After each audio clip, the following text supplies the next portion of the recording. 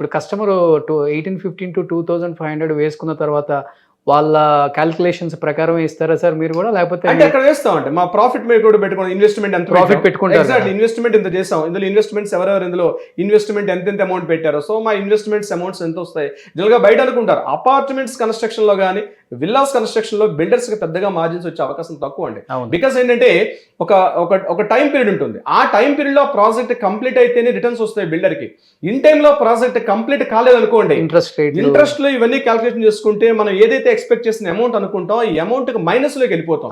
Because of ఈ రోజు అన్ని కాస్ట్ ఆఫ్ ఎక్స్పెన్స్ అయిపోయింది. ఈ రోజు గవర్నమెంట్ మనం చార్జెస్ కానీ హెచ్ఎండి అప్రూవల్స్, పర్మిషన్స్, నాలా చార్జెస్, ఈ చార్జెస్, టోటల్ లెంగ్త్ ఆఫ్ మరి ఇవన్నీ పెట్టుకుంటే చాలా ఎక్స్పెన్సివ్ ఈ రోజు. సో ఇన్వెస్ట్మెంట్ మనం పాయింట్ ఆఫ్ వ్యూ విల్లా దగ్గరలో కమ్యూనిటీ హాస్పిటల్స్ ఎంత డిస్టెన్స్ లో ఉంది, ఇంట్లో పేరెంట్స్ ఉన్నారు, హాస్పిటల్ ఎంత డిస్టెన్స్ లో ఉంది. ముఖ్యంగా నేను చెప్పేది ఏంటంటే ఔటర్ రింగ్ రోడ్ కనెక్టివిటీ కాస్త 3 to 4 kilometers రేడియస్ లో ఉన్న విల్లాస్ లో ఇన్వెస్ట్ చేసుకోవడం వల్ల చాలా వరకు అడ్వాంటేజ్ ఉండే అవకాశం ఉంది. రింగ్ రోడ్ కనెక్టివిటీ ఫ్యూచర్ లో అది మనకి మెయిన్ సర్కిల్ అవుతుందండి.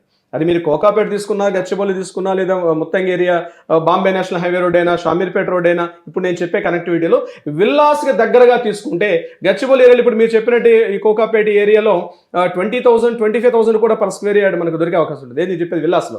అదే మీరు కాస్త కనెక్టివిటీ దూరంగా వెళ్ళారు అనుకోండి, రింగ్ రోడ్ సర్కిల్లోనే, అక్కడ మీకు 10,000 12,000 రూపీస్ దొరికే అవకాశం ఉంది. అంటే మీరు నెగోషియేషన్స్ చేసుకోవడం, బార్గెన్ చేసుకోవడం, కన్స్ట్రక్షన్ వాల్యూ ఎలా ఉంది చూసుకోవడం, కన్స్ట్రక్షన్స్ ఎవరు చేస్తున్నారు ఇది కూడా మీరు ఇవన్నీ కంపేర్ చేసుకోవాలి. వాళ్ళు వాడుతున్న మెటీరియల్ ఏ మెటీరియల్ వాడుతున్నారు, ఏ టైప్ ఆఫ్ ఏ సిమెంట్ క్వాలిటీ వాడుతున్నారు, ఏ గ్రేడ్ సిమెంట్ వాడుతున్నారు, స్టీల్ ఏ బ్రాండ్ వాడుతున్నారు, ఇవన్నీ కూడా మీరు చెక్ లిస్ట్ క్లియర్గా చేసుకోవాలి.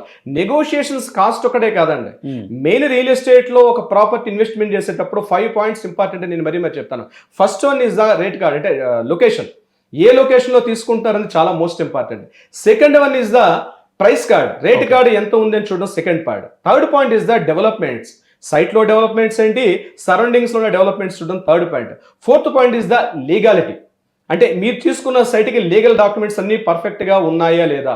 వితౌట్ లీగల్గా ఒక్క డాక్యుమెంట్ లేకపోయినా ఈవెన్ మీరు సింగిల్ రూపీ కూడా మీరు పే చేయవద్దు, రెరా అప్రూవల్ లేదు, సింగిల్ రూపీ. సార్ ఒకటే చెప్తానండి, రియల్ ఎస్టేట్లో నంబర్ ఆఫ్ వర్డ్స్ ఉంటాయి, రకరకాల వర్డ్స్ చెప్తారు. మీరు పేపర్ నమ్ముకోండి, సైట్ నమ్ముకోండి, documentation is the most important. Before buying a property documentation నమ్మండి, పర్సన్స్ నమ్మవద్దు, బ్రాండ్స్ నమ్మవద్దు, డాక్యుమెంటేషన్ పర్ఫెక్ట్ గా చూసుకోండి. ఇక లాస్ట్ ఫైనల్ 5th పాయింట్ అంటే రేట్ అప్రిసియేషన్ ఎంత స్కోప్ ఉంటుంది, ఇన్ని రోజుల్లో ఎంత రిటర్న్స్ వస్తాయని కూడా కంపేర్ చేసుకోండి. These are the prime 5 factors అంటాను నేను.